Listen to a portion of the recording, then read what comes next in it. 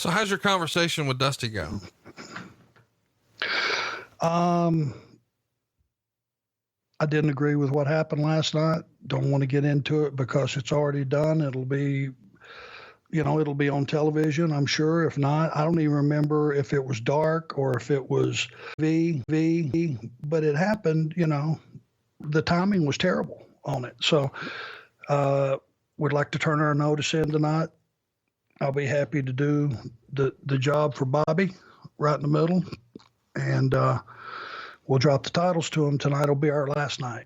And he just got this really, really blank look on his face. And we left his office, and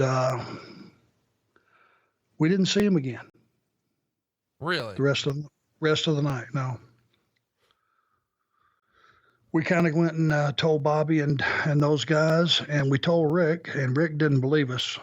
He thought we were going to be at TV the next day. He did not believe us, but I would not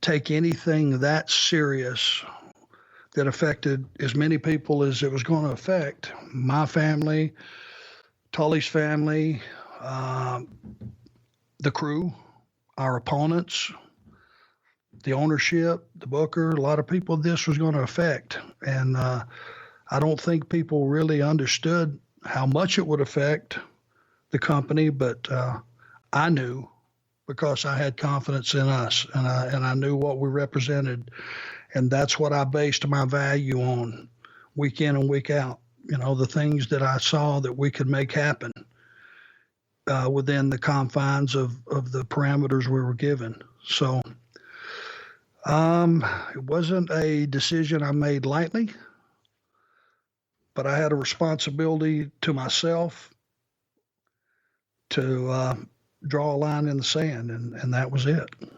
When you told me about the conversation with Dusty, do you see Jimmy or David at all in Philadelphia? Do you have any conversation with them there? No. Is there any attempt, this is the old game of, telephone, telegram, tell a wrestler.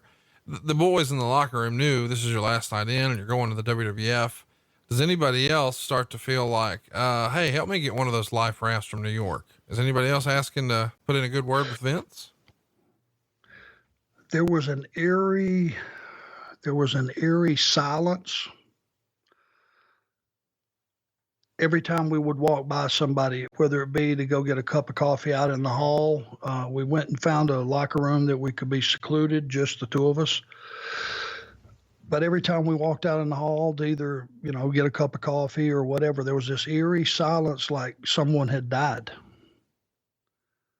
And I don't know if the guys were just smart enough to know as well what our departure was going to mean. I know a lot of them were thrilled because it opened up 2 top heel spots. Yep. Right away.